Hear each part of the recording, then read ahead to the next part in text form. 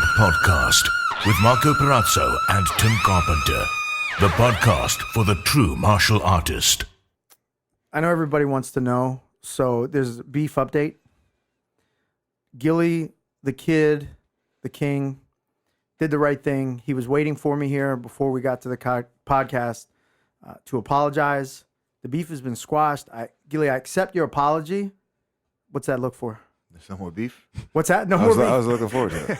There's no more beef. So we've replaced the beef with a fucking hulk of a human being right here.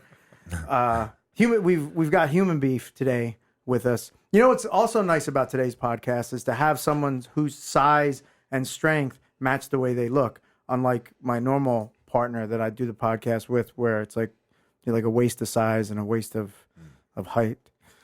Nothing. You're just gonna take it. A bit of a stretch. Yeah. Come on, bro. Well, You're 6'2". How much do you weigh? 225. Yeah. Joe, how tall are you? 6'2". And you're the strongest man in America? Yeah, for my weight class. See that? So, well, I mean, not everybody where, can be the. Where are you the strongest man? At the gym. In your house? In my jiu-jitsu school. He goes to your jiu-jitsu school. How are you the strongest guy in your jiu-jitsu school? It depends on how you define strength. Apparently, America's competitive circuit has decided that Joe is the strongest guy in America, and also makes him the strongest guy at your school. All right, I'll concede that. He's definitely the strongest guy at my school. Welcome to the Ninja Rob podcast. I am Marco Perazzo here with my podcast partner, dear friend, main host, main host. Tim Carpenter, owner of Hellfish Mixed Martial Arts. And we are here with one of the strongest men in America. Guy looks like a comic book figure. He's like every white parent's dream, right? the way he looks.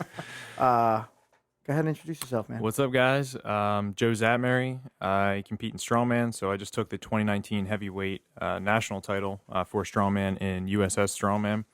And I own a gym called the Lion's Den in Colmar, PA, where we do all things strength and conditioning related, but we have a big emphasis now on strongman training, powerlifting, and strength sports, kind of just the way things started working.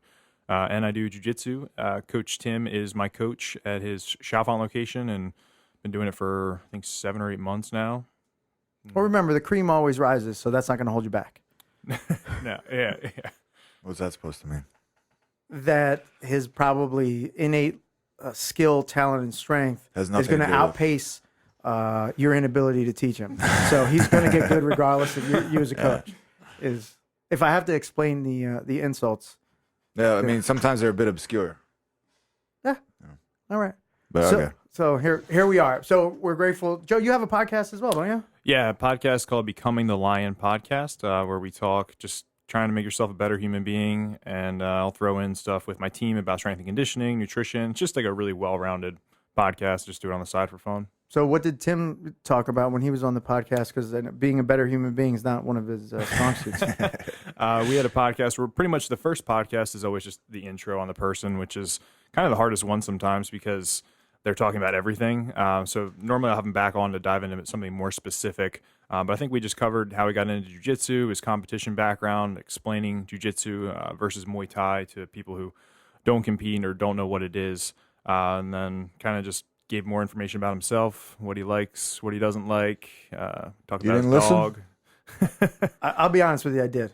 Okay. Because I do support, unlike so be honest you, with me, but you'll lie to the people that are listening. 100%. Okay. Yeah. So if anybody were to ask me, like a mutual, did you listen to Tim's? I go, no, I'm not going to listen to that bullshit. Right? But I did listen. You guys did a good job, and I always support the stuff that you do. You may want to take the lead, an example from me on that, and support me in some stuff. I do.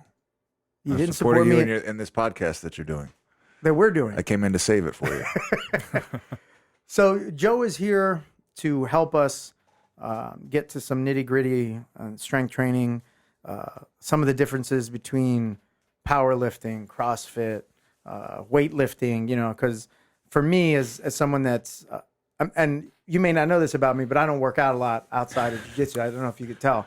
I'm going to get to that before Tim kind of dings me on that. I'm very much into getting my resting heart rate a lot lower right now. That's been a big thing. That and bocce. All right. He's focusing a lot on the rest part. 90% rest, Yeah, 10% heart rate. Hey, yeah. if it's If not you're not working hard resting, all you the can't time, check it's it. gonna- Yeah. Exactly. So I even have this little Vivo, whatever this thing is. I'm constantly on top of what my resting heart rate What's is. your heart rate at now? I don't know. 1371. I think I'm about to die. I think those are steps. 13, yeah, I was just saying, Right. That's not good. you're dead. Right now it's 76, but my average rest is 56. So, Yeah. when, I refer to myself as an elder athlete. I turned 47 yesterday. Okay. So What do they call in BJJ? Executive? Yeah, Executive. masters. Yeah, Masters. Yeah. so you check it before you drink any coffee? I just had a coffee, so now- it checks it kind of periodically. Because I used to, when I would do strength and conditioning, Rich Poehler would have me wear the heart rate monitor. Okay. But I would always have like 8 shots of espresso before I would go in, so my heart rate would always be like elevated. He'd always be worried that he'd have to break out. No, the he just AED device. said we can still gauge your recovery, Right. even though like, you're starting at an elevated rate. And really, realistically, I think this is a nice segue into what Joe is, does professionally and an expert in. Also, we got to get into your social media, man, because you seem to be killing it on the Talk social about media. whatever you want. You went from a shitty social media like us to thousands of views and stuff. So we got to get into that too. For sure. So, from a strength and conditioning standpoint, right? Like for me, I know that you do strongman stuff, and I'm assuming that that's the stuff like Bill Kazmaier and like those do. Rest in peace. Shout out to Franco Colombo, who he did that as well, and bodybuilding. I know there's different ways of training. You train for bodybuilding one way, you train for a strongman another. But since we're a martial arts related podcast, what can some people look at from your experience now that you're getting involved in the martial arts? Like what's changed in your training right now that you're doing BJJ, which I'm assuming has different stresses and strains on you as an athlete as opposed to just doing strongman stuff? Yeah, I think, and I'll talk about this probably a lot, it overall comes down to your goals and the specificity of what you want to do. So for the average person who just wants to recreationally do BJJ or Muay Thai, it's good to have that balance of just getting in some general strength and conditioning as well as doing your training. They can complement each other really well. I'd say it gets different for the people who want to take it to a higher level, right? Or they want to focus on more versus the other. So for me, being competitive in strongman, that's kind of my main focus, or was my main focus. I think when I first started, I was coming in maybe once or twice a week, just to kind of get the basics down. And when I was there, the main thing I focused on was giving 100% to when I was there for that 60 minutes, because I knew that strength training for strongman was my main priority, and I was kind of just adding a little bit in for the BJJ. Now I'm trying to get in 3-4 days a week because I'm kind of in that off season, and I want to focus more on the BJJ, where the strength training is now complementing, I would say, the BJJ by I'm trying to incorporate more probably athletic movement patterns into my training where it's not as specific to strongman as I would be in the hardcore season. So it really just depends on the goals. But for the general person, I would say as long as you're getting in, 3 days a week of just strength training and kind of, you can look at it different splits, but whole body is going to be really good. And trying to get in some athletic moving patterns because that's what you're doing in BJJ, it's going to help. And really, from what I have seen with myself personally, is it's good to be strong. Like if you can go in and you're strong in BJJ, for me specifically, it's going to buy me more time where I can maybe hold somebody in a position. I can kind of think about what I'm trying to do versus if I didn't have that strength and you're getting pummeled all the time, which there's something to be said for that too, because I get pummeled all the time. But I would say it helps me in the sport having that strength. So when I look at it, I'm like every BJJ guy or Muay Thai should have a good strength foundation to some degree. Where that kind of gets iffy is if you're too big for what you're trying to do. So what I noticed for me is I want to be able to move a little bit better. I'm carrying around 240, 250 pounds of muscle. We're in strongman. That chair is carrying right now too. This chair could snap at any moment. I can feel like I'm maybe a little bit slower than I want to be. So for me, maybe decreasing the training intensity just a little bit where, like I talked to Tim before, he's like, if you didn't train for like a month or two, it's not going to destroy your BJJ game. But I may be able to make up for it more in BJJ, that I can move a little bit better, move a little bit faster, but my strength is still going to be probably higher than most. So I still have that strength component to training. Yeah, like I told him he could stop lifting for a month, he'd still be stronger than everybody else. But there's a thing that you hear a lot in jiu-jitsu that I think is terrible when people talk about like not using strength. It's a or marketing you're tactic. using too much strength, Right. that kind of thing. And it's ridiculous because being strong protects you from like injury. It gives you an advantage over people that are weaker, which is for Joe, as most people. But Apparently, it's 250 yeah, that's something million I like. people. But at the same time, there are times where you don't want to muscle everything. So it's a fine balance. You need to understand how to use your strength at the right time. Mm-hmm. You know what I mean? Yeah, I kind of look at it. It's like strength should be a magnifier, right? You know, like it shouldn't be the only thing you have. And in the beginning, how many months you been doing jiu-jitsu now? Probably 7 or 8. 7. All right, so you're probably seeing now you're relying on strength less each month, right? And now your strength component is magnifying your jiu-jitsu technique, whereas before your strength would magnify your jiu-jitsu technique. Like the magnifying glass was kind of out of whack there. What I get concerned about, right, when people start talking about strongman is, clearly you're ready for strongman, right? And we always refer to him, Meathead Matt, and he does kind of similar stuff. I don't know what exactly he does, but is people getting into strength training while they're doing a sport, right? And CrossFit has kind of turned a lot of this upside down, where they've made your strength and conditioning also your sport, as opposed to in preparation for your sport, and getting people to make sure that they don't hurt themselves, right? Because the last thing you want to do if you're, say, a high-level competitive athlete at anything is hurt yourself while you're in the gym preparing for your sport, right? So what kind of advice or modality should people be looking at when they're kind of doing that? Yeah, so I'll probably get a lot of kickback from this when it comes to recovery, because I think a lot of people want these fancy answers like, do this, do that. When I think really the way I look at it as simply as possible is just to have some sort of program in terms of your intensity with your training. So basically, I think what happens when people when it comes down to injury in general, it's a very just random thing that happens. Like, they give that example all the time. Like, you walk out the side, trip, smash your face, and most sports are actually way more dangerous statistically than actually lifting weights. But, I think a lot of people want me to tell them that you got to do this ice bath, you got to roll in this foam roller, you got to use this lacrosse ball, you got to use a band and stretch like this for whatever.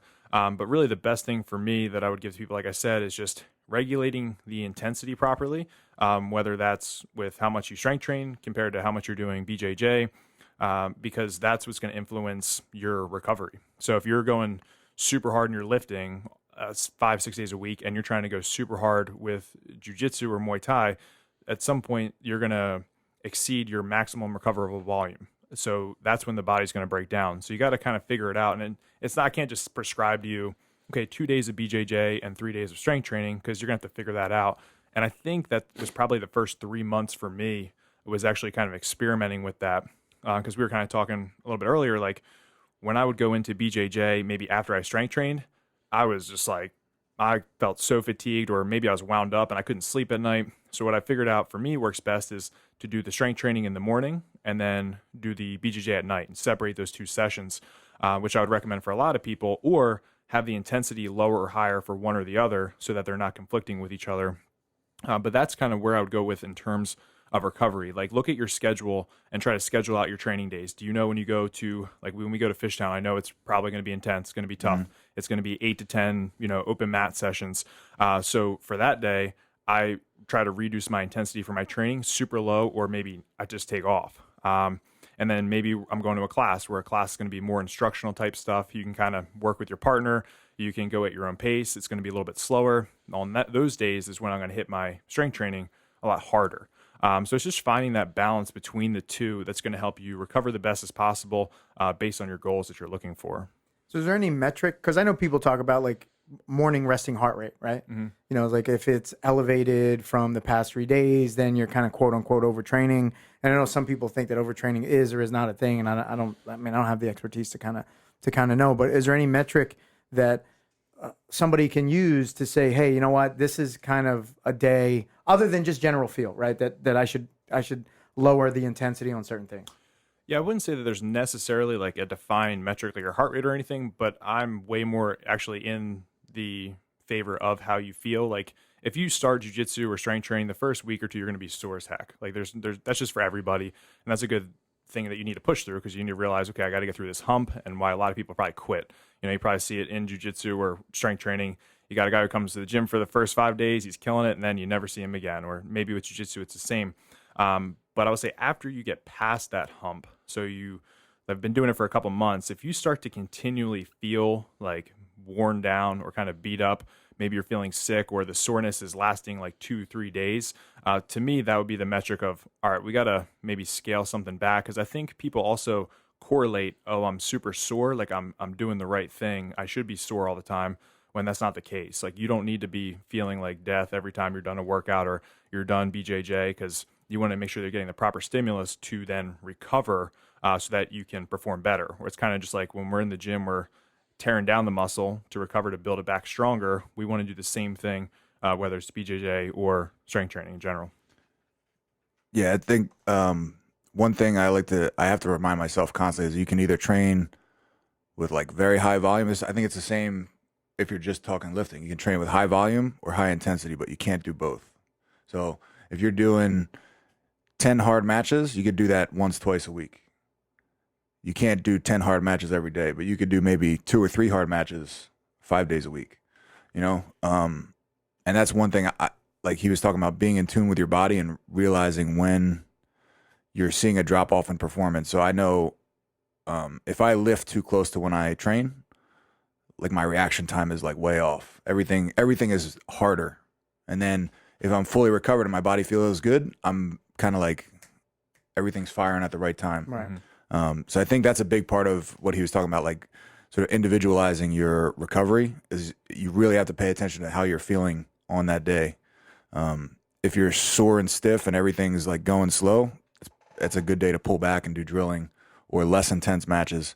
And on the days when you feel great and everything's loose and clicking, that's when you want to really push it and do the hard, intense rounds. Yeah, and I've noticed, and I think we all kind of have a similar lifestyle where we're basically professional athletes, and threw myself in there. But we, if we work out in the morning, well, we have probably business stuff that we need to handle and stuff. But if you want to take a nap at 2 p.m, who's stopping you from taking a nap, right?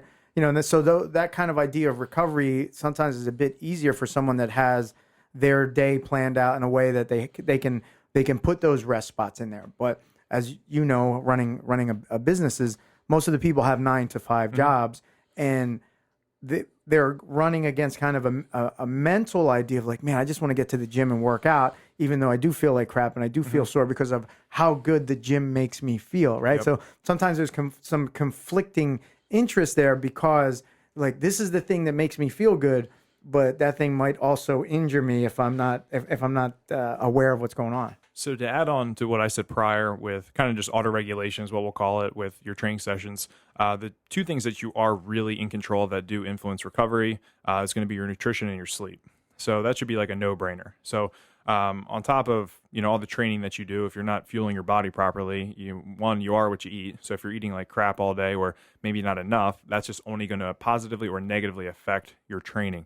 So for those of you that are just working 9 to 5s and you're trying to take it a little bit more seriously, you don't have the opportunity to take your naps and rest, you are in control of what you eat. So if you can go out of your way to either pre-pack your meals or eat a little bit healthier instead of grabbing, a cheesesteak, go with, chicken, rice, whatever, something a little bit better, that's going to help, with that recovery and just feeling better. Same thing as sleep. We can't, go by without saying how important sleep is and trying to maximize your sleep or just your sleep quality in general by whatever environment you have, is just making it the best that you can with the time that you got. And I know everyone's sleep schedules can be kind of crazy. I deal with a lot of people who work 3rd shift, so they're like all messed up. But we do try to really emphasize that. And when they do make some small adjustments, I tend to see, anecdotally, that a lot of people are doing better with their training, how they're feeling, and their recovery seems to be a little bit better as well. But those are what you can control. Do you have anything you do specifically for recovery? Like you said, like ice baths or foam rolling, stuff like that. So all the bullshit that answers that people are looking for. I right? know. Like the secrets. But they're there's definitely something to it. Oh no. Like, I don't. I mean, he was just like earlier. Like people are looking for the silver bullet, and it's not a silver bullet, but it's also something that works for you. It may not work for me, right? Exactly. So the way I look at it all, and I was that guy who was just drinking the Kool-Aid. I was on foam rollers, lacrosse Kool-Aid's balls. got a lot of sugar, so stay away from it. My insulin was spiked. No, but going to chiropractors, doing all this like fancy schmancy stuff, and also spending a ton of money on recovery. And then I kind of got involved with diving into the research with a lot of this stuff. And the hardest part about research is you're going to find just so many conflicting things. You're going to find studies that show that this works, then you're going to find that it doesn't work, and then you just get confused. And then we got to look at who's paying for the study. Exactly. And you can dive deeper and deeper into that. So where I just drew the line with all of this and how I treat everyone in the gym and how we go about it is, if you do it and you like it and it makes you feel good, then do it, because there's a strong correlation, even if it's the placebo effect of I get on this foam roller, man, all of a sudden I don't feel the pain in my hamstring. I'm a fan of that. I'd rather you not be in pain than be in pain. So, for me personally, I always felt, like ice baths were cool. Like, and when I played football, we got to get in ice baths, and something always about it, just jumping out, you're like shaking, breathing like crazy. You did it just like Hard Knocks. Let's go. Yeah, exactly. Yeah, you felt good. Sometimes I'll get on a foam roller just to warm up. I use it more as a warming up modality. But other than that, I mean, like I think people think I'm kind of crazy when I see people doing these crazy stretches and all this band work, and say it's for like a squat. Like I just grab a barbell and I just squat an empty barbell like 25 times, and then I add 10s and 25s instead of doing like this elaborate, looks like I'm, rolling around like a monkey in the gym and stuff. Like I keep it simple. So that's kind of my answer to that. And it's like, do what you like that feels good. Right. And if that helps, cool. We've talked before about chiropractors, and there's some really good chiropractors. There are some voodoo, they're selling you a lot of gimmicks and BS chiropractors. So it just depends on kind of what you're looking for and where you're at. Yeah. I have people have asked me like, oh, what do you think about cupping? I'm like, most likely it's bullshit. 100%. But if it makes you feel better, then keep cupping away. Keep cupping. Yeah. And like, people are like, well, I heard it gets the toxins out. It's like, oh yeah, what toxins? What are they talking? Where do they go? What are the toxins and where are they going? And they're like, they'd be dangerous to the environment. I think anytime somebody says anything about toxins, you should be a little bit skeptical. But like you guys are saying, it's like if it makes you feel better, and if it's that placebo effect, like it's an actual effect. It's making you feel better. Like I started taking BCAAs like 2 months ago. I don't know if they work or not. I feel better now that I'm taking them, and I'm going to continue taking them because it's almost like a little bit of a crutch, but I train better with that crutch, and that's what I'm gonna keep going with. It's like if you had a guy in Muay Thai or Jiu-Jitsu who had this ritual, and every time he did this ritual, he went out and just kicked the shit out of somebody. You wouldn't go up and be like, "Stop doing that." That's not real. Like nope. Well, it's just kind of like my same. Like the beginning of every class is the same. There's that ritual to get your body prepared for what we're about to do. Does it work? Well, it works for us. Might not work for somebody else. So, and I'm a fan of the foam roller. Again, I don't know if it works or not. It makes me feel better. That's all that matters. And ice baths, I'll do I did a float yesterday, set in 1,500 pounds of salt. And I've done that. Yeah. I really like that just for the mental aspect of it, meditation. I'm all about that kind of stuff for sure. Yeah. Well, I was, it's like we all have stress and everything. And it was like, I went in there, I want to hit the reset button, and I hit the reset button. I came out feeling great. My joints felt less sore, but also just like, I felt like I walked out, and I've never done any kind of like weed or shrooms or anything. And you would have thought I was from Northern California with a bunch of weed in my back pocket, how relaxed and calm and chill I was. There's some real things to meditation. It's funny because someone got me a gift to go to one Fishtown. I think it was like Flotation Philly or something. And I didn't do any research on it or anything like that. And I swear I was like tripping. And I did it for like an hour and a half, and I'm laying in, I'm floating and feeling all weird. And I got out and I was like, I just had some really weird ass experience. But I was like, for whatever it is, I was like, I saw some like sweet. weird colors and lights and things. I was the same way. Yeah, I don't know. I just whatever. Tim, you've done some floats, right? Yeah, I've done it a bunch of times. I still have a bunch of like credits there. I should use them. You should. No, I think I'd like to go back. Makes your body feel good. Just it's like the salt and the water. Right, and there's salt and magnesium in there too. That's a thing too. I think for recovery is there's never a time when you don't have like weight pulling on your body. Like even like sitting here, like our backs are hunched. We're like, everything's pressing down. But when you're in that water, just that you'll hear like things start like popping open. It's like pop, pop, pop, right, clicking and clacking.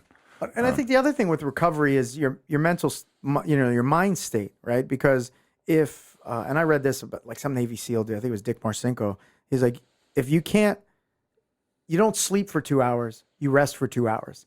And if you embody resting for 2 hours, it's way better than trying to figure out sleeping for 2 hours, right? So if I'm at work, all right, when I'm sitting at my desk, I'm resting, getting ready for my workout later in the day. You can kind of mentally prepare yourself. The soreness maybe is a little bit less, that kind of stuff.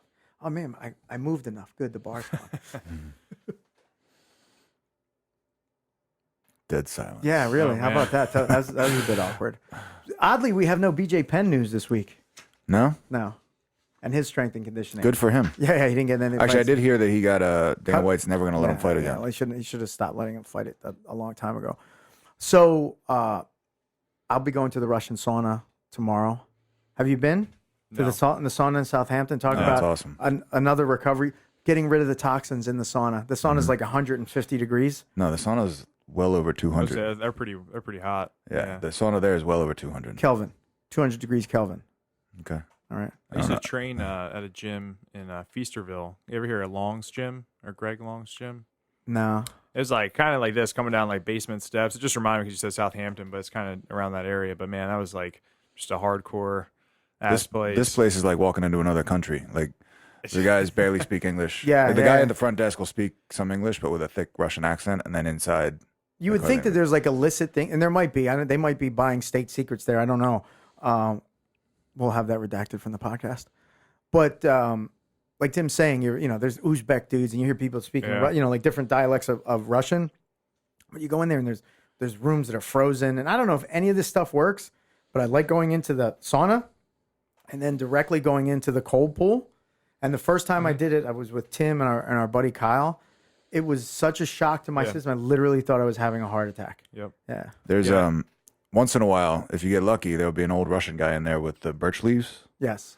Because that's like again like a weird recovery thing.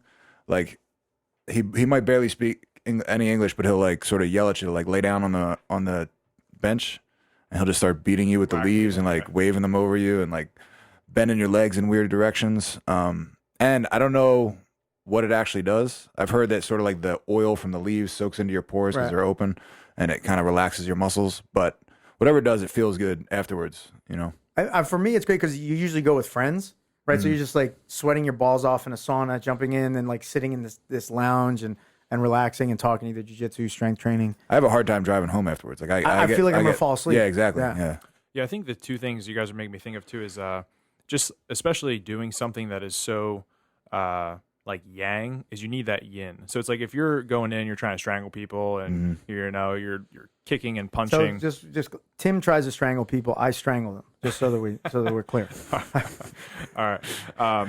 I think it's just really important, especially people in that field, whether it's strength training or jiu-jitsu, Muay Thai, when you have that huge, like high stimulus that you need to do something to complement it by bringing it down. But something I actually did start doing recently, kind of, you just remind me of it, is taking cold showers. So basically the first thing in the morning I do is I get in the shower, I do like 30 to 50 crazy breaths. It's like a Wim Hof method. Maybe you guys have heard of him, the Iceman guy. And then I just crank the shower cold and I get in there. And basically what that's doing is, one, something really crappy in the beginning of the day. So you're just preparing yourself that I just took a cold ass shower. I can almost conquer anything. But two, it puts you in that you have to gasp for air. So your body is actually realizing, that this is actually a true situation of like fight or flight versus, how stressful is, what am I going to wear today? Or like looking at Instagram for an hour. Exactly. Yeah. Or just getting stressed out over, your social media, your Facebook post. Nobody likes something versus like, okay, I go to jiu-jitsu, someone's trying to choke me out. Like that's like a primal, real stress that you're trying to overcome. So when you kind of put little things in your life like that, I think it helps regulate your body on what is actual stress versus like things that are not so bad, Yeah, and I think the jiu-jitsu, now that you're 7 months in, you're part of the initiated, you've trained enough, you get to see that you have to have a clear mind state to do it well. Because if you're worried about what's going on at the Lion's Den or, on your social media and all this other stuff, your performance is just going to be not good, right? And I assume that would carry that same kind of mind state is necessary when you're winning the Strongest Man in America title. And I know for your weight class, we get it. But all that stuff. So are the mind states similar when you're performing in Strongman as it is for Jiu-Jitsu, or are there some different mind states that are at play? I think they're very similar. I kind of just call it getting into that flow state. You know, I just had my competition that happened, I guess, 2 weeks ago. But I think having the high level competition that I've had in the past, it really helped prepare me for the jiu-jitsu competition. I think the first 5 seconds, everyone just goes into a complete, fight or flight, and you got to just get in check really fast. But I would say from being in those situations so many times in the past before, I was it was a lot quick, or happened a lot more quickly for me to just be like, all right, like just chill, breathe. And we talked about before, the one fun guy I had was like he was a spaz on me. It was going nuts, and it was probably be really easy to like be a spaz back and just get wild. But at the same time, that's not what you want to do. You want to remain calm. But just kind of mentally preparing yourself. I'm a big advocate of visualization. So before I even went to that competition, when I made the decision that I was going to compete, I visualized that hundreds of times in my head of like what it would look like, what it would feel like, how things were going. If something went wrong, how would I react to that? Like, do I stay calm? Do I panic? And that's the same thing I'll do with any high level competition when it comes to lifting. I'll just see the event over and over and over again. I'll like kind of feel it in my head of what does it feel like? Or if I made a mistake, what would I do? And I think that has a lot, that goes into the actual execution of it. So that's kind of what I just had taken over with BJJ. But at the same time, like you said, I can't be sitting there trying to put somebody in a Kimura when I'm thinking about, how many members do I have at the gym today? Or, did I eat my breakfast? Like, you can't think that stuff. And it's almost like when you go into jiu-jitsu, and I'm sure it's a lot like when people go to strength train, and that's why they come, they just forget everything else that's going on. So that's probably the most, like what makes it feel like a flow state type thing or kind of meditative to people is because when they're there for the 60 minutes, they're focusing and they kind of just fall into that process and really enjoy it. Yeah, we had a high watermark for the podcast when NJ Campbell was here partnering with me as opposed to Tim. Anyway, and he's a Yale educated psychologist, psychiatrist, right? So this is how high the watermark was. I don't even remember what kind of doctor he is.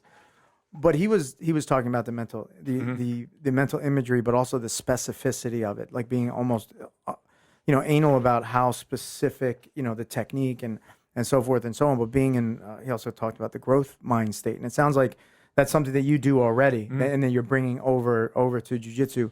Now, take us through your first jiu-jitsu competition. You did a little bit. Yeah. Sounds like you and Coach Tim did some kind of game planning. Like this was going to be your game plan. From the guys that you went against, and you could be honest because you're the strongest man in America in your weight class. How did you feel about their strength level and their athleticism? So being completely honest, I didn't feel like I had any competition in terms of strength. The first guy I went against kind of, like I said, came at me really out of control, which kind of threw me for a loop at first because I'm used to training with guys who are doing jiu-jitsu. Like I know maybe what they're going to do or how they're going to react. And this guy just came flying at me, swatting. I had like a cut on my eye because he just like threw his nails across my face. And basically I just wanted to make sure that I waited to the right time to then execute my strength, which was just going for a takedown. So I think I just like picked him up and just threw him on his side or something like that.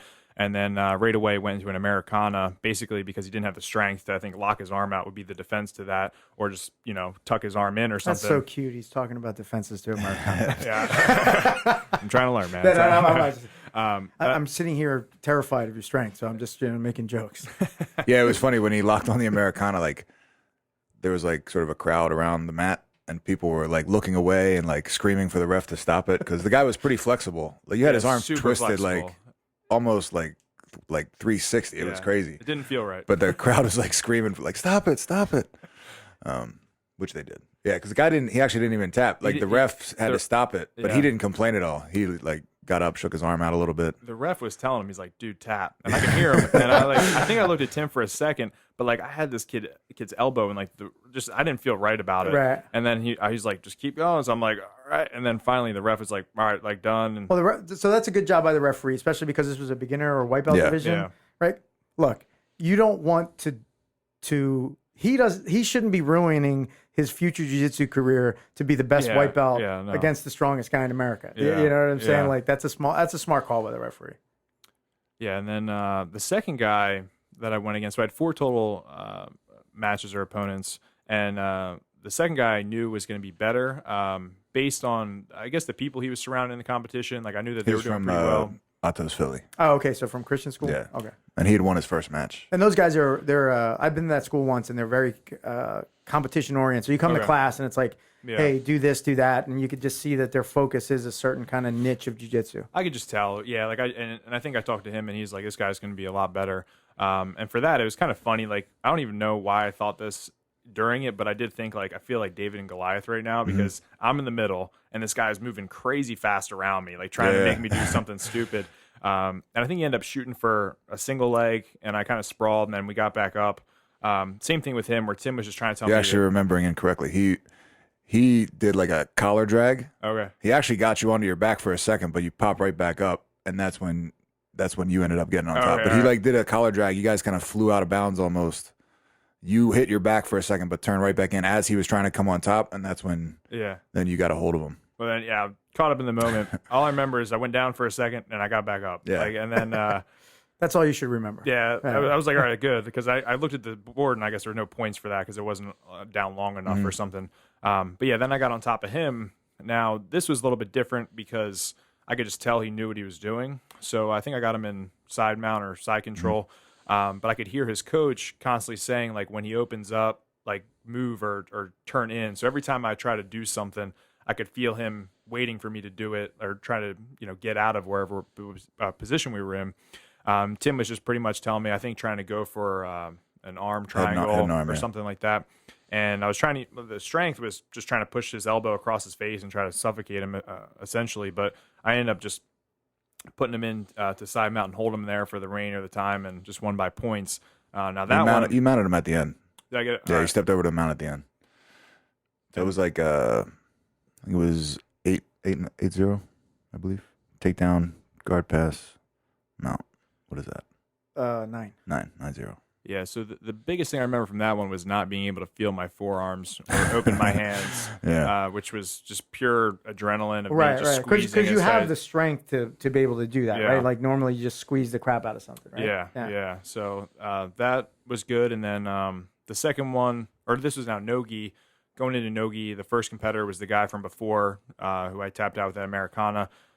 Same thing. I think I was a lot more calm, and I put him into a Kimura that time. And so you destroyed his shoulder the other way. I think it was the same arm, just different direction of force. He left with 2 broken shoulders. Right.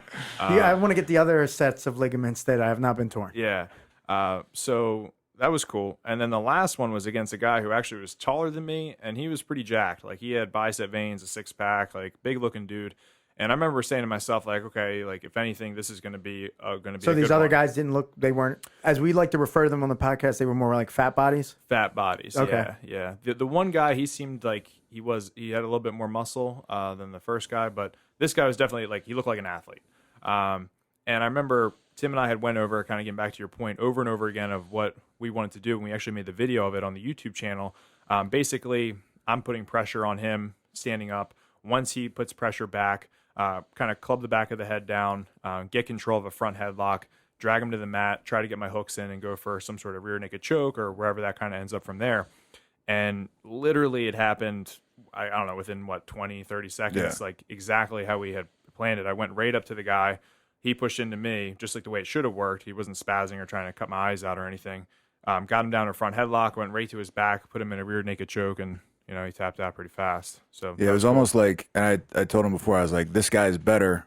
It's going to be easier because he's not going to be spazzing and slapping You're around. a little more used to the movement patterns. Right, like he's going to give you the reaction you're expecting. If you push him, he's not going to like do a backflip.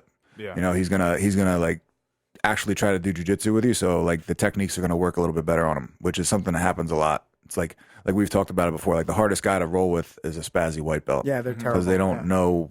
They're doing everything opposite of what they should. And you're expecting somebody that would do something basically correct. Right, and that's the person that's likely going to hurt you the most too. Yeah. Hardest to deal with and most likely to injure you. So you won, so two gold medals. Congratulations. Thanks. So you're the strongest guy in America and sounds like becoming one of the toughest white best belt. white belt in Philly. In his weight class. In his weight class, right. Yeah. Gi and no gi. Now, what did you think from an athletic performance and also how your body felt? The difference between gi and no gi, kind of like, okay, I felt some of this gi, this not no gi, like that kind of thing. Oh, well, like in the gi, my grip was fried 100%. Which I mean, I have a strong grip, which is cool, but at the same time, it's just you can't deny that with gi. Like if you're using your hands that much, it's gonna get super tiring. I'm way more of a fan of no gi, but that's just because I need to get better at gi. Like there's just me making excuses to get better. But my body, like conditioning wise, I felt fine. Strength wise, I felt fine. Like I wasn't worried about that. And kind of just thinking before, like I'll tell myself, dude, like you go for 10 rounds when you go to Fishtown, like they're 6 minutes apiece. Like this is just going to be 4 minutes. Obviously it's going to be a lot more heightened because it's competition. Right. But I knew like, okay, if I have 3 or 4 competitions, like I'm going to be okay. Chances are these guys aren't training at the level that I am out in the gym at least. So my body felt good. I mean, like I didn't really feel any soreness besides my forearms. But other than that, yeah, I felt great.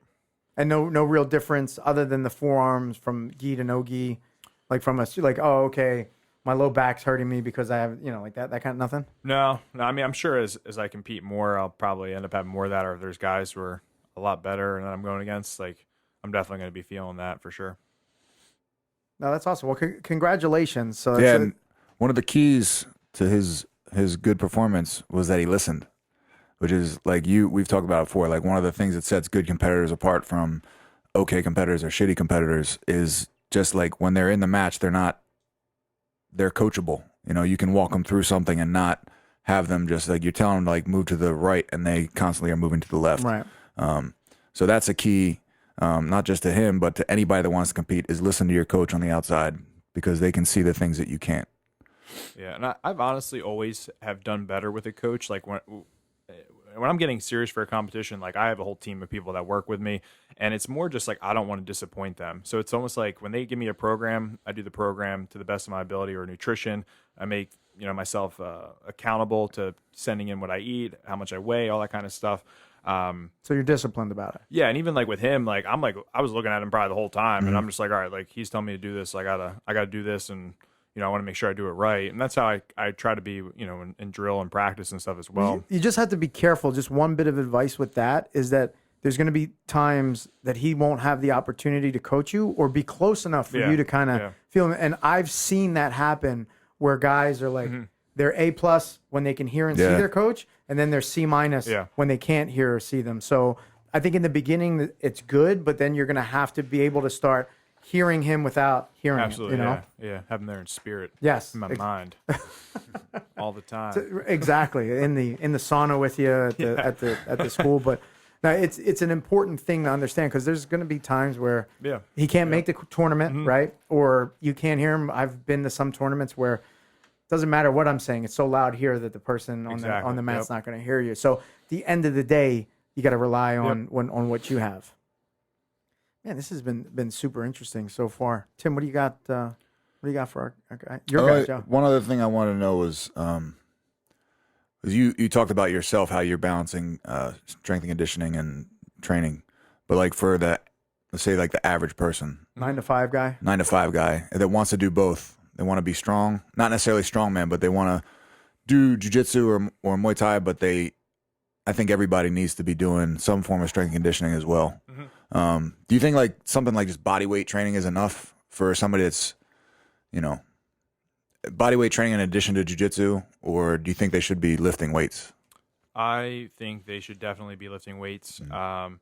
One, just for the health benefits of lifting weights. Yeah. If I could say that to, like I train my 7-year-old grandma, you know what I mean? Like she's deadlifting. Wait. Your grandma is 7? 70. Oh, okay. All right. My 7-year-old grandma. Okay. Yeah. She identifies as 7. I have a 30-year-old kid too. Wait. Yeah.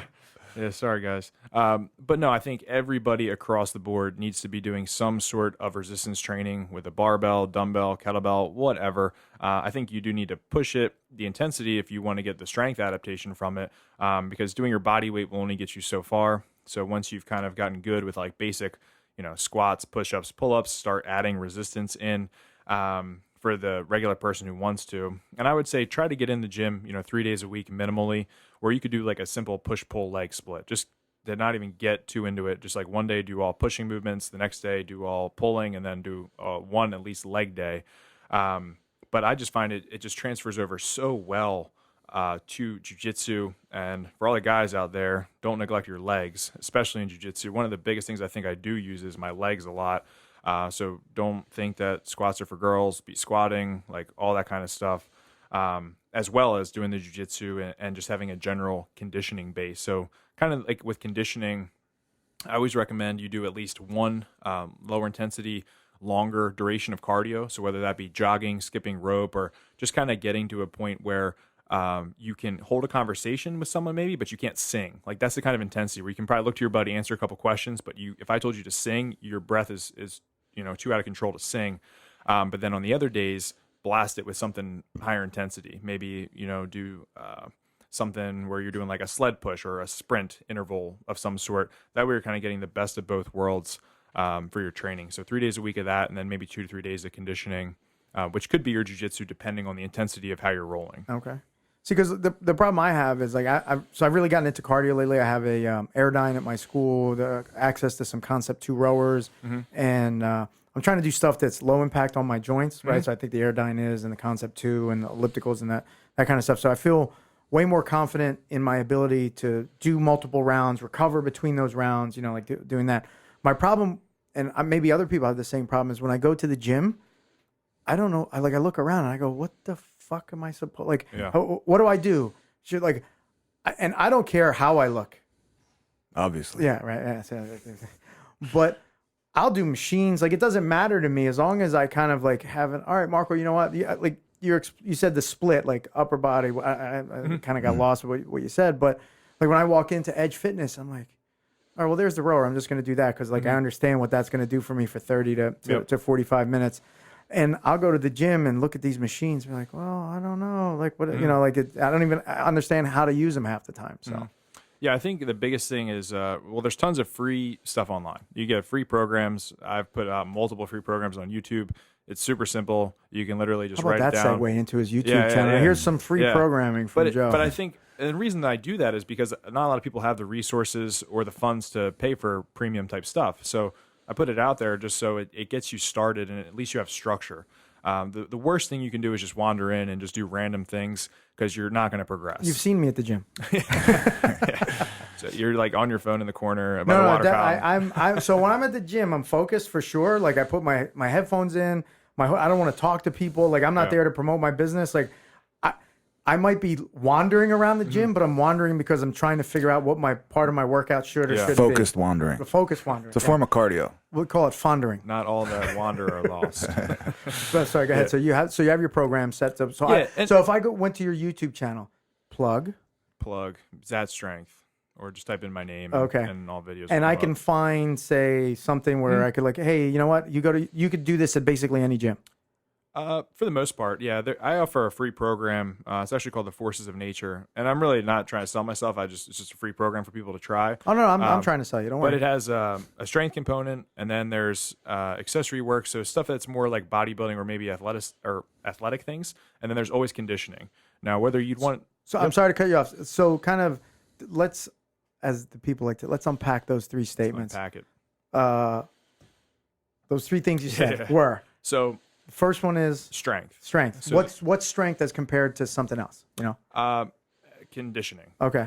So the first thing you want to probably attack is going to be the strength movement for the day. So say it's going to be either a bench press, deadlift, or a squat or something like that. You want to put as much focus into that movement as you can. And it's better to do that not super fatigued. So that's what you'll do first. And then what I like to do, especially if you're in the BJJ or Muay Thai world, is have something athletic that complements it.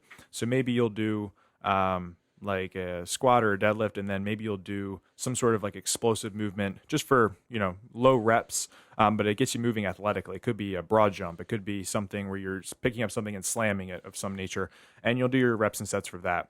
Once you recover. I turned 47 yesterday. Thanks, guys. Happy birthday to me. Happy birthday. Yeah.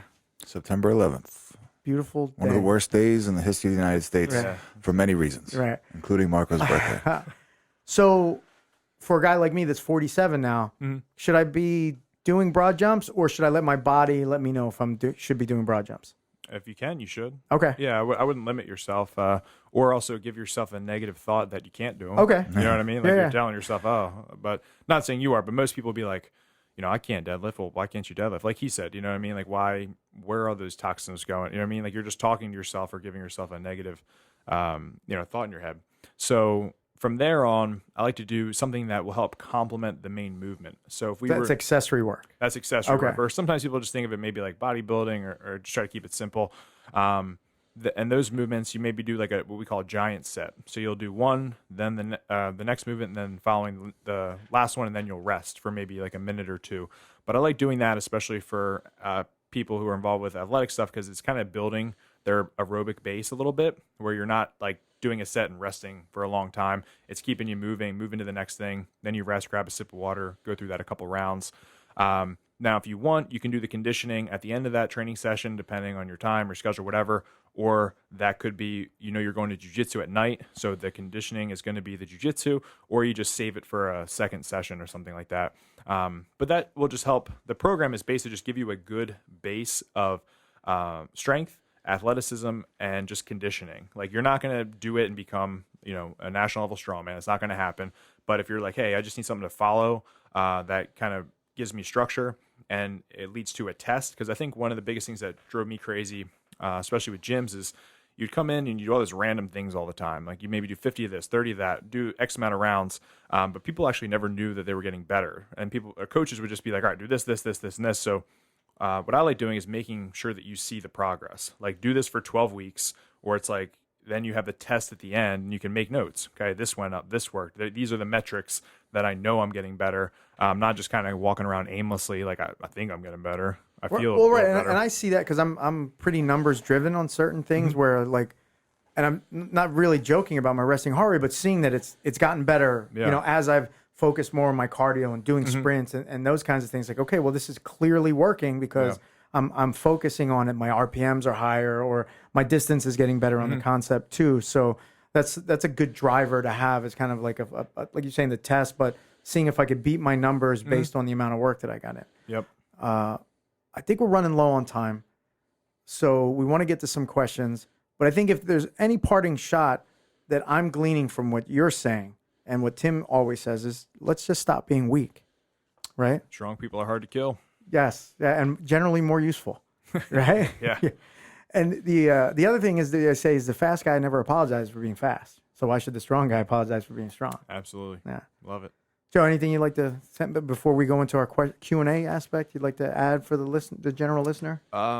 Make sure you got, like we just said, strong people are hard to kill. So if you can implement strength training into your life, I think it's just a very wise decision, especially for health in general. Just the bare minimum will help you. There's a huge obesity epidemic out there that we need to get rid of. You're going to feel better, look better. You're going to not have to pay as much money when you're on the deathbed. We're looking at you, Tim, when we're talking about this obesity epidemic. Okay. All right. And then get involved with some sort of martial art. I really believe that it's helped change my life. It's also challenging, and I believe in just doing things that are challenging and sticking through them as long as possible, because you're going to find out a lot about yourself. It's not necessarily the destination, but kind of like who you become along the way. And I think that's kind of why I just threw myself into it, is like just to see, that I can do it and stick to something for a long time that I know is going to be very challenging. Like, BJJ has been the hardest thing I've ever done. And harder than winning the strongman contest. Absolutely. Really? Yeah. I was probably more nervous actually to do the BJJ competition than I was the national strongman competition. That's awesome. Yeah. That's great to hear for us, but also it's like neat to hear from like an accomplished high level athlete. Yep. All right. And just literally jump in at any time on any of these questions. We want to hear your thoughts on this stuff.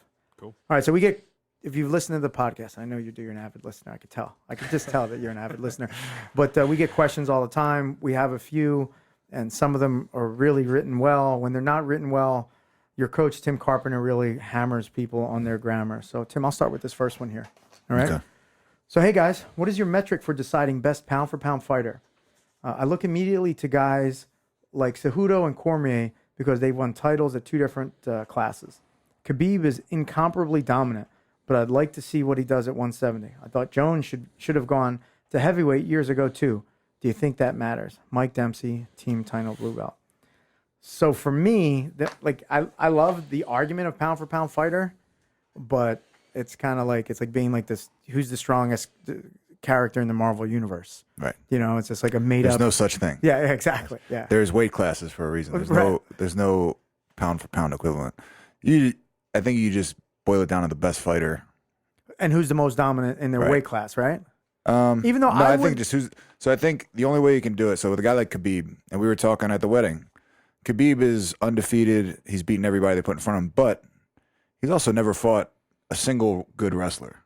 he doesn't have any one particular skill set. And people talk about his wrestling, and I'm not going out on a limb. I don't think it's as good as everybody says it is. It's really good, but it's not traditionally good wrestling. It's not wrestling. It's combat sambo. Right. It's drag you down to the mat type stuff. In my opinion, John Jones is the best. If you want to call it pound for pound, I'll just say great. He's defeated everybody they put in front of him. Almost extremely dominant in every performance. Right. Except he's had a couple against guys that weren't that great. He's sometimes fought down to the level of their competition, but the better his opponent, the better he looks. And he did it. He was the champ with 6, 7 fights. I don't know. He had a handful Being of high fights. on cocaine. Yeah, a lot of he's times, I think he's a guy that's. But also his skill, he can beat you. He can knock you out. He can do anything. He can take you down. Yeah. He could submit you. There's very few guys that at that level, for as great as GSP was, towards the end of his career, he was just taking people down and beating them up. He wasn't finishing people like he used to. So I would agree with you. I think John Jones is probably, right now and maybe for a long time, the best pound for pound fighter we've seen. And pound for pound, get it out of your head. There's no such thing. It's only in the Marvel universe. Yeah. As Joe sits there silently. Yeah, I got nothing to comment on this. Who's the best? Do they have a pound for pound strongest person in the world? See, that's the thing is there's so many competitions now where you have CrossFit, which is the most fittest person in the world, and then you have Strongman, which is the strongest. But is that even are they the fittest person in the world? Or are they the best at doing good CrossFit games? Depends on how you define fitness and strength. Too, that makes it difficult is they change everything every year. So, for Strongman Nationals, these events could have been right up my wheelhouse. Now next year, it'd be a bunch of different events. It's all different. So it's hard to. It's probably who would be the most consistent, constantly winning. But the thing, and you look in Strongman, is a lot of them win once and they don't win again. Right. You know what I mean? So it's very hard to decide. It'd have to be the same competition every single time over a period of time to really figure that out. Here's one from our guy. I'm going to read it. Yeah, please. In the spirit of all the talk about beef lately, I'd like to start my own beef with a guy who chastised Devin for his takedown the other week. Is it not your fault for letting Devin, a white belt mind you, knock you over? Get a better base, bro. What's the Ninja Rob view on this? To what extent are you responsible for your own safety and training, especially as an advanced belt? In what situations is it appropriate to take it upon oneself to chastise lower belts for their conduct? And when should you let the coach handle it? Best regards, Meathead Matt. Oh, yeah. Best regards, Meathead Matt. You first. Me? Yeah. I read it. So I think that I am always 100% responsible for my own safety. I'm never not responsible for it. Right? So to answer that part of the question, should the guy get a better base? 100%. But sometimes what happens is if you're not used to your training partner, they do something that's kind of un-jiu-jitsu-like, right? Like that push was something that they weren't expecting because they're giving you, like you said, in your tournament, the one guy reacted. You weren't expecting his reaction, so it was kind of a surprise. I think that the chastising was more so out of surprise to Devin's level of explosiveness and push, not the actual push itself. Because if he knew that Devin does that, then he'd been prepared for it and he wouldn't have gotten chastised. But he's always responsible for his own safety. I agree. Like they say in boxing, protect yourself at all times. Yes. When you're training, it's something that you should learn in all forms of self-defense right away. Is you can't assume that the person across from you thinks the way you do, trains the way you do, does anything. So and you can use it in the street. If you're walking down the street and you see a guy walking towards you, it might never occur to you to kidnap him, tie him up, torture him, rape him, and kill him. But it could easily occur to him. Go with this? I see where he's going with this. But it could easily occur to him to do that to you. So don't apply this guy looks like a nice guy.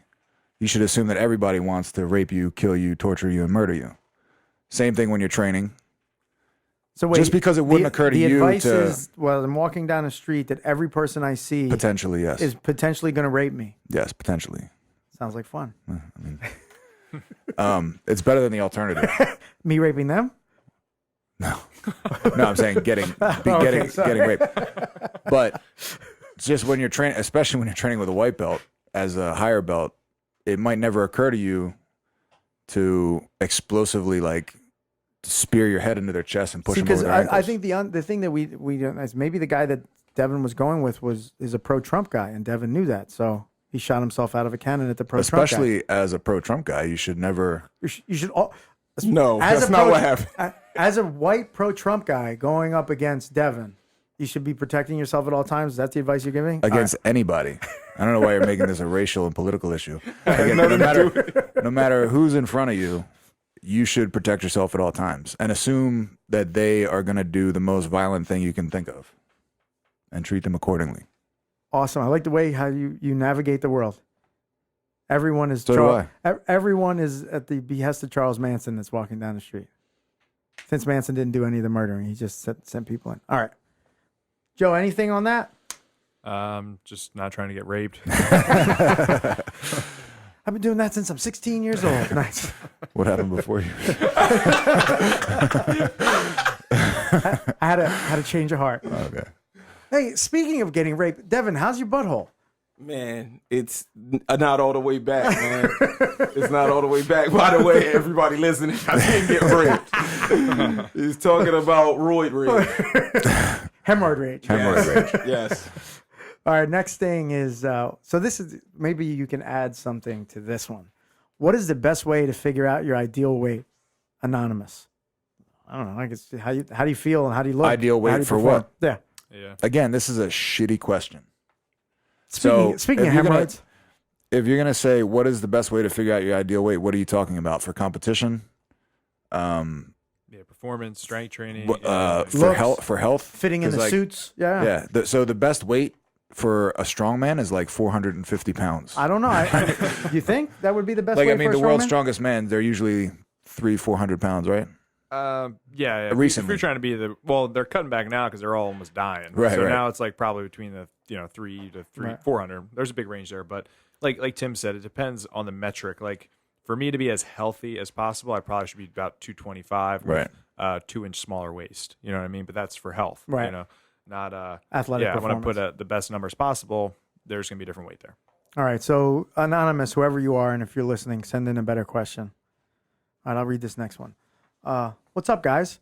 I'm curious to hear your opinion on mat school cleanliness. I know schools where people walk into the bathroom and right back onto the mats, and some that would never tolerate that. So I'm curious to hear your input. Thanks. Eddie Acevedo, Balanced Black Belt. Great question. Yeah, I don't think anybody should walk into any public bathroom anywhere without some sort of shoes on or minimally flip-flops. I have a set of loaner flip-flops in front of the bathroom at my school to make sure that doesn't happen. Yeah, I have flops by the bathroom and a sign that says wear shoes in the bathroom. Yeah, so and I almost always look when somebody's going towards the bathroom to make sure that they have their shoes on. So one time, so this recently happened where I saw a guy go to the bathroom and the flip flops were still there, and I was getting ready to chastise him. He had his own personal set of flip flops for the bathroom, so he did not get chastised. Do you have issues at your school? A couple weeks, I think it was last week or the week before, we talked about like ringworm and MRSA and all that other stuff. Does that happen? I'm a clean freak, honestly. Like if you came to my gym, it smells good, it's super clean, and I make everyone like clean up after themselves. And if not, I literally will text them right away and be like, dude, like don't ever do that again, or get back here and clean it up. Yeah, basically. Good guy for you to model yourself after, Tim. Just saying.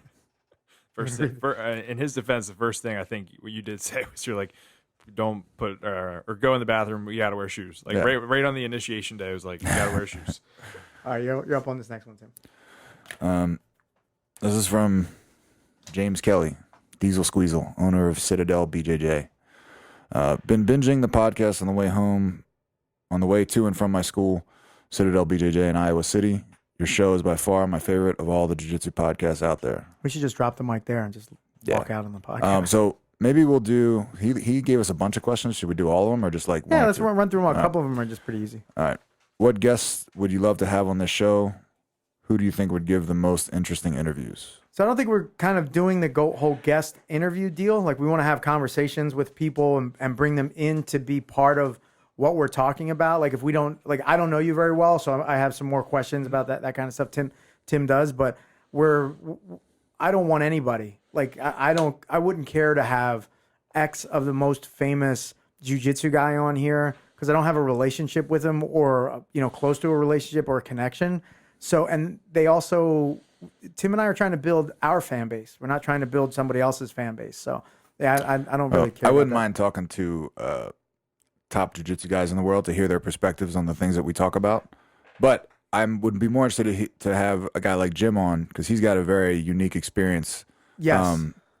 And moved to Iowa City. Just like his entire life is a unique story. So yeah, and I think that's a lot more relatable to 99% of our listeners than the top jiu-jitsu guy in the world. Right, and if you haven't seen it, I posted it a while back, his speech when he got his black belt about how he had, broken his neck and had millions of surgeries. And everybody's got to pay that debt. Yeah, and he said, you owe it to stay in here because there's a lot of people that can't do it. Yeah. That's like a really good sentiment. How about you? Do you have anybody for your podcast that you're thinking about that you'd like to get on? Or Honestly, I just take pride in being a regular guy. So kind of like you guys said, like most of the people on my podcast are people I've just met.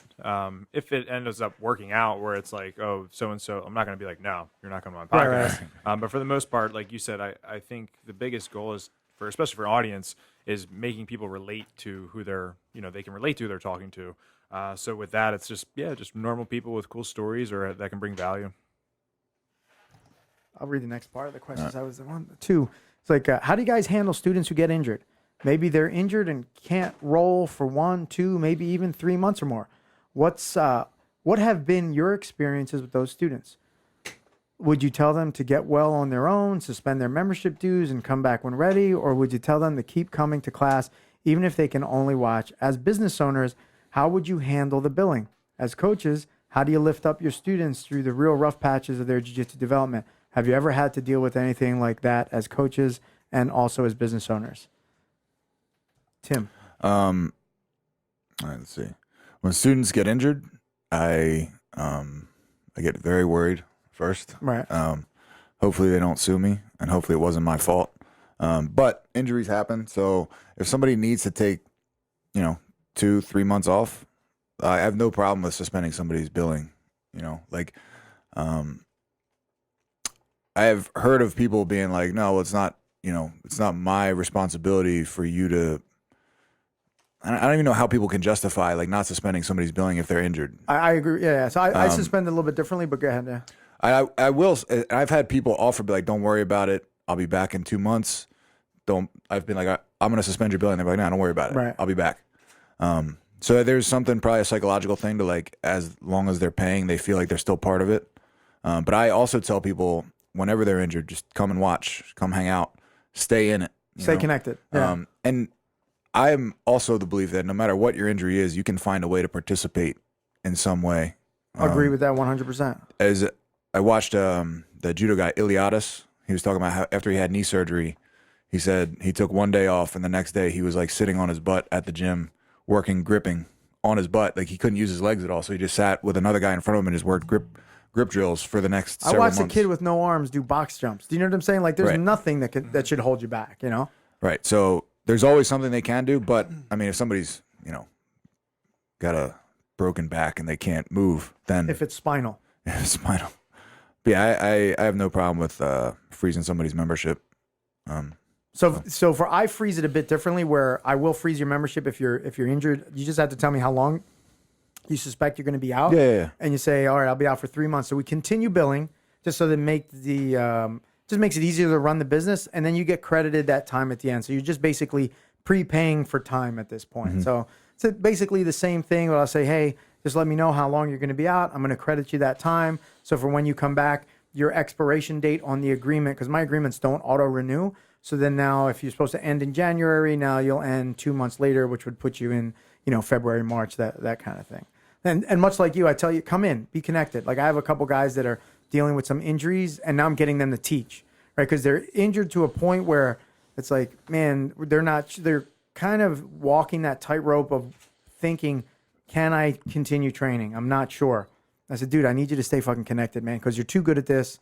I like having you around the gym. You're a good dude. I was like, I want you to help me start teaching like the beginner class and that kind of stuff. So there's always ways you could stay connected. Like the guys that have helped me the most have been not the top athletes, as the instructors at the school. So, and like Tim's saying, there's always a way that you can get to your jiu-jitsu school or your Muay Thai school and do something and feel like even if you're just watching or you're coaching like lower ranks. Yeah, I had a guy, he had just had like a small surgery on his neck, and he came in on Tuesday just to watch. He's like, he's going to be out for like a couple weeks, but he's like, I just want to come in and watch. So those are what I like to committed. see. I mean, I dislocated my shoulder. I came back probably 2 months ahead of time, and I would just wrap my wrist in my belt and just train with one arm. So there's ways around it. But yeah, Jim, so you could not charge them if you feel like it. And again, everybody has the business they want to have. Tim's business is he doesn't charge them while they're injured. That's fine. My business is I charge you while you're injured, and I credit you the time for when you come back. But you're always paying for something that you're using. You're not paying for something that you're not using. I think it's bullshit for somebody to charge you while you're injured and not give you that time. I think that's kind of whack. How about with your gym? The only thing I would add, I agree with everything you guys said. I run it more like Tim with just suspending the membership. But as a coach, and the culture that I've created is that you don't turn an injury into a catastrophe. Right. So if someone gets injured lifting weights, we go and reassure them like, all right, you're going to be okay. Like we calm them down, because the worst thing you can do is freak out, which is only going to heighten their reaction. Oh, of course. Yeah, you want to stay calm. Yeah. Exactly. So, but you see that in gyms often where someone maybe hurts himself on a deadlift, and now everyone just saw this person freaking out, laying on the floor deadlifting, and what that does to them mentally is think, if I deadlift, I'm going to hurt my back. Right. And then they start having that fear. So we kind of have like a whole protocol of just like reassuring, you're okay, staying calm. And more often than not, the rate of which they recover is a lot faster too with handling it that way versus coddling them, being like, oh my gosh, we got to call the police, like whatever. But that's the only thing I would add to that. And I want to jump on top of that too, is that the one thing, and this is an advice for the business owner directly to Jim, is stay in contact with them. Don't let them think that you forgot about them, that they're not important to you just because they're injured and they're not showing up. Because then that's when you run the risk of them suing at you because they're now pissed at you because you don't give a shit about them. Yep. Right? And it's as simple as a text message. Right? People really appreciate that. Like one of my students went to the emergency. He's like in his 60s. And he was just doing too much. He's like, he did jiu-jitsu. He ran a 5K. And like he did something to his back. And we're texting. And then I called him. And he sent me this like really nice text of like, I really appreciate the fact that you called me to see how I was doing. And I care about him. I want to see him do well. But there's also part of like, hey, I want him to come back, right? Yep. If I don't want him to come back, I wouldn't have called him. Next question. All right, the most important two questions we've got so far. Where can you find the best cheesesteak in Philly? So I live in South Philly. I say that your average cheesesteak is the one that you get at Pat's and Gino's. So that's kind of like, that's an average cheesesteak. Good, bad, or indifferent. Like everything's based off of Pat's and Gino's. The two places that I go to for cheesesteaks, one's called Phillips. It's on 23rd, 24th, and Passyunk. And the other one is Oregon Steaks, which is like on 9th and 10th in Oregon. I never had that one. Yeah, Oregon Steaks. Those are the two places. I recently found Chickies and Pete's makes a really good cheesesteak. So I was always, I like Shanks. Shanks is good. Shanks is really good. Delaware Avenue. Yes. I think Pat's and Gino's is like tourist food. Like it's like a baseline. But like you said, it's average. It's not bad. It's just not. Nah. But you take people there that are coming to visit. Right. Yeah. And then Jim's is good, but I would say I think I put Chickies and Pete's number one. All right. How about you, Johnny? I like Jim's, but kind of like Tim said, I think Chickies and Pete's is underrated. Like I think most people go there for their crab fries, but they offer a lot of other food that most people probably like. They actually have really good pizza too. I like their pizza. I was extremely surprised at how good their cheesesteaks and pizza were. Yeah. I like their mozzarella sticks too. You can tell I have a good diet. Dev, you got anything you want to add to the cheesesteak? No, I just thought, doesn't your boy have a steaks.com? Oh, yeah. Put a little Philly in your mouth. Yeah. And you did the logo for that. Boom. Yeah. So the Philly Steak Dom's doing, you could order steaks online. All over the country, you can order Philly cheesesteaks. I think it's phillysteaks.com. Devin did the cool logo. All right. And hold on. I also think you can get suburban cheesesteaks are superior to Philly cheesesteaks. Suburbs of Philly have better cheesesteaks than Philly. So I was going to say something that was going to piss y'all off. All of y'all are from Philly? I mean, I grew up in the suburbs. I lived in Philly. I'm the only one from He's Philly. the only real Philly guy. New Jersey makes better cheesesteaks than Philadelphia. But here's the thing. New Jersey is Philadelphia. Exactly. So that's the reason is that New Jersey, and I've also heard that New Jersey created cheesesteaks, but it's a suburb of Philadelphia, so it never was considered different back in the day. I think that's factually inaccurate, but we'll have to fact check that. I think it was called Donkeys. I don't think I hear they're supposed to be good. But What I heard. I got you. Let's not. I'm not offended. Like, I don't need any beef. I feel like this part of Jersey is just Philly, and then like North Jersey is New York. Yeah. Right. So there's really no state of New Jersey. There's New York and there's Philadelphia, and then there's a place that we share. All right. A suburb that we share. Well, no, Atlantic City might be its own. That's Jersey. Right. Atlantic City is Jersey. Right. So, and I don't think Philly's known for its pizza. Just because there's a lot of Italian restaurants and all that stuff, but I don't think Philly's got any place that's phenomenal for pizza. But the next question is, where can you find the best pizza in Philly? And Bob Herman's going to be mad at me for this, but I think Square Pie is the best pizza I've ever had in Philadelphia. If you've ever I had haven't Square tried that Pie. one yet, but I'm a Stogie Joe's guy. I'm not going to even fucking say it. How about you? I cannot comment on this one. Okay, I you don't haven't eat had pizza? No, I like pizza. I just haven't had pizza in Philly. Okay. I've Devin, anything you want to add about Jersey pizza? I don't give a fuck. So, and Jim Kelly ends with, I haven't listened to every episode yet, but I'm burning through them. Highly entertaining. So thanks for creating this. Keep it going. James Kelly, Citadel, BJJ. But an We'll old school jiu-jitsu guy Yeah. close to Philly. Let's leave that last question for next week just because we're short on time. All right, Joe, thanks for coming. We really appreciate it. What's your social media if people want to follow you? Instagram is ZatStrength, SZAT, and the word strength. The gym is Lions Den Elite Training. I've got a YouTube channel, and I respond to pretty much all my emails and comments, so you can get a hold of me through any of those. Awesome. Yeah, we really appreciate you coming. Tim and anybody that's trained with you has said that you have this crazy amount of strength. But thanks for helping the Ninja Pod listeners, Ninja Rob podcast listeners. Now remember, we're going to be Ninja Pod Robcast listeners. Yeah, exactly. We're going to be doing the Ninja Rob seminar, right? So Tim and I are going to be coordinating that soon. We'll have some dates out and the location of where that's going to be happening. It'll be for listeners only. So the Ninja Rob podcast seminar, we're going to be getting stickers made. Hopefully at some point, as I stare longingly at Devin, who does all of my graphic design for this Ninja Rob sticker program. Oh yeah, I already know what it is. It's already in the works. Okay, awesome. So and we're going to be doing the Ninja Rob Nation hashtag, and whoever wins that contest will get to be a guest co-host on the show. I'm really worried about that. Well, but we get to pick the winner, right? Right, exactly. Okay. Yeah. So it'll be like the. I have a feeling Joe's going to win. Hey, whatever, man. It'll be like the what is it? The how did Trump get elected? What's that college? It'll be like the Electoral College. Oh yeah. Yeah. And there's another. Talking a lot about Trump today, man. You've been watching the news or something? No, I haven't. But there's another thing that's in the works. I'm going to talk to Tim about it off air, but it's going to be some more exciting news for the Ninja Rob podcast.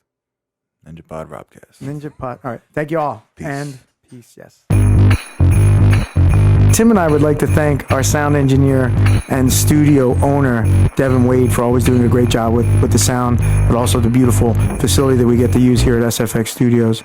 We'd also like to thank Eddie Lynn, who takes and donates his time to the podcast to do all the video editing and everything you see on our social media.